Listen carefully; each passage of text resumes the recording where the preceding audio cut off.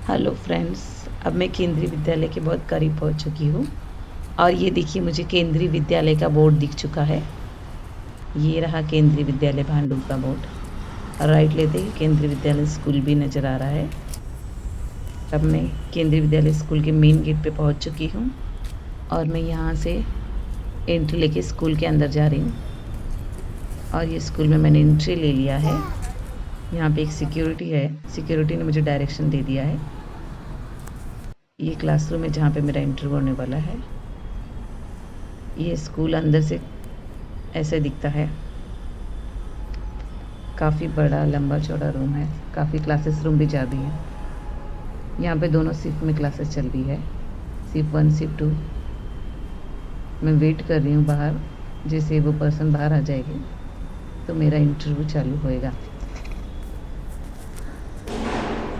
देखिए इस प्रकार मैं घर जाके इंटरव्यू के बारे में आपको बताती हूँ।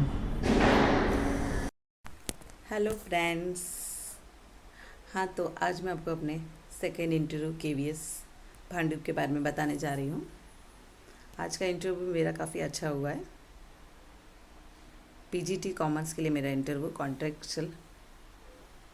सबसे पहले तो मैं केवी के स्कूल में पहुँची। वहाँ पे मैंने गेट के पास ही एंट्री मारा, तभी सर ने बताया कि आपको रोल नंबर 29 में जाना है, वहाँ पे रजिस्ट्रेशन करना है और रजिस्ट्रेशन करने के बाद आपको फिर रूम नंबर 30 में जाना है, वहाँ पे आपका इंटरव्यू होगा। तो मैं अपना नॉर्मल जैसे सर ने बोला वैसे गई। रजिस्ट्रेशन के समय उन्होंने मेरे सारे डॉक्यूमेंट्स चेक किया। एक्चुअली मैंने वो जो फॉर्म लाइन उनके वेबसाइट में दिया था, फॉर्म मैंने वो डाउनलोड कर लिया था, फिलअप करके घर से बकायदा फ़ोटो वगैरह। पिछली टाइम जो मैंने मिस्टेक किया था वो मुझे पता था, इसलिए मैं वो मिस्टेक दोबारा से रिपीट नहीं करना चाहती थी। इसलिए मैंने पहले ही फॉर्म भर के फ़ोटो वगैरह स्टिक करके पेपर को पंच वगैरह करके अच्छे से ली गई थी। एक सेट जेरोक्स का रेडी रखा था, ओरिजिनल अपना फाइल बना के गई थी वहाँ पर। तो उन्होंने मेरे पेपर चेक किया, फिर एमकॉम बीकॉम के सर्टिफिकेट तो चेक किया, फिर उन्होंने बीएड का बोला। तो बीएड का तो अभी हमारा रिज़ल्ट आया ही नहीं है, ना तो बीएड का आया है, ना सीटेट का आया है, ना महाटेट का। सीटेट और महाटेट की तो पीजीडी में ज़रूरत नहीं है, लेकिन अभी तक रिज़ल्ट आया नहीं है। तो फिर उन्होंने बोला बीएड का, तो मैंने बोला ये ऑनलाइन रिज़ल्ट है हमारे पास, रिज़ल्ट आया नहीं। तो उन्होंने बोला आपको फिर प्रोविज़नल सर्टिफिकेट लगेगा और प्रोविज़नल सर्टिफिकेट आपको आपके कॉलेज से बना के मिलेगा। मैं बोली मैडम वो बाद में जब सिलेक्शन हो जाएगा फिर देखेंगे। तो उन्होंने बोला अच्छा ठीक है, हम लोग आपके मतलब इसमें बायोडाटा पे लिख देते हैं रिमार्क करके क्या बीजेडी का बीएड का ओरिजिनल पेपर नॉट फाउंड।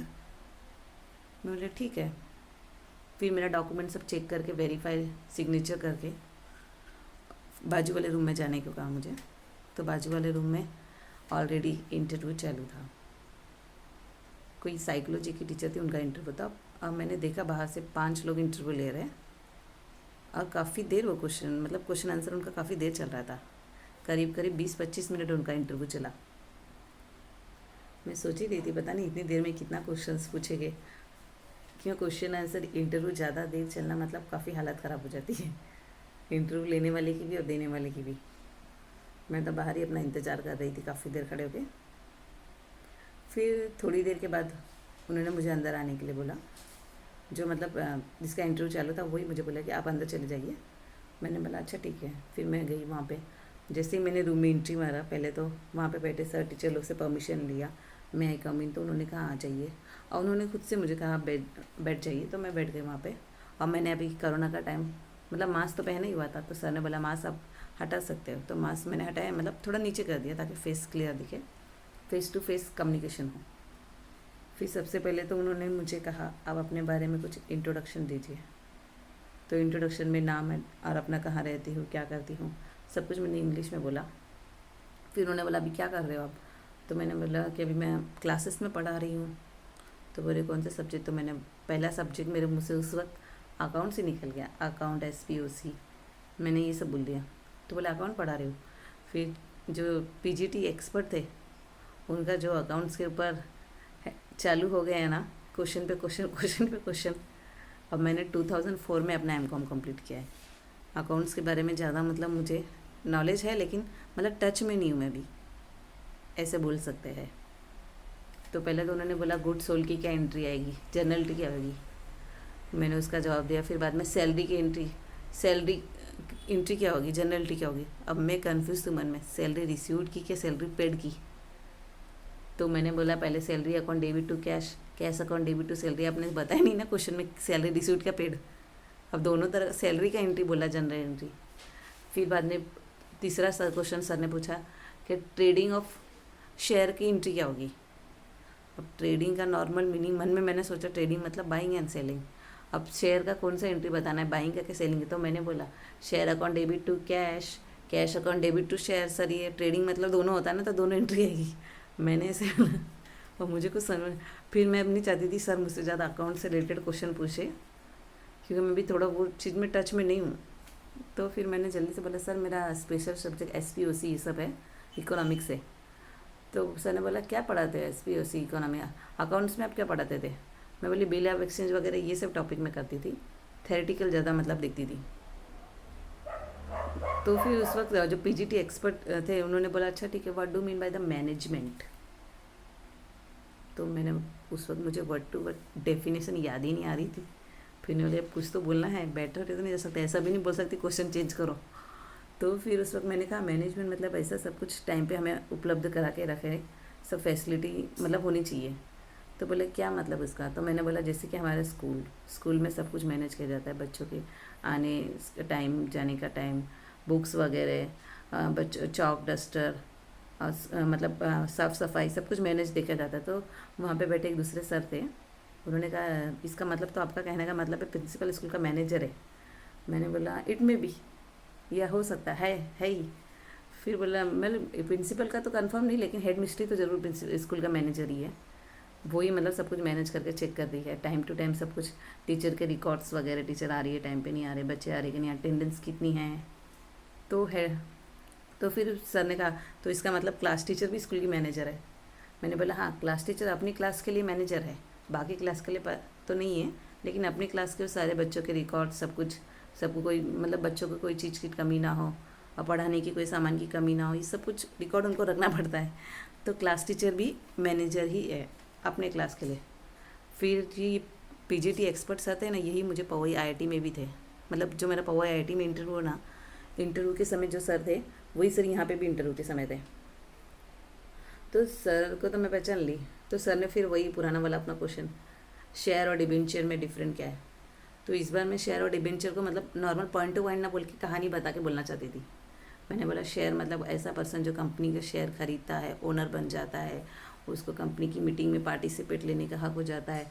और डिबेंचर होल्डर मतलब ऐसा पर्सन जो कंपनी को लोन देता है, उसका इंटरेस्ट जो भी हमारा तय होता है वो हमको टाइम पे पेड करना पड़ता है, चाहे कंपनी को प्रॉफिट हो या लॉस हो।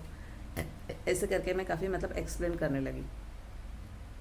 फिर सर ने टॉपिक चेंज किया, फिर बाद में बोला बिल ऑफ एक्सचेंज क्या मतलब है आपका, क्या समझते हो बिल ऑफ एक्सचेंज से। तो फिर मैंने बताया मतलब क्रेडिटर डेटर को बिल ऑफ एक्सचेंज ड्रॉ करता है, जो भी उनका मतलब पीरियड होता है 1 2 मंथ 3 मंथ। फिर सर ने बोला अच्छा बिल ऑफ एक्सचेंज में ग्रेस डे कितना मिलता है।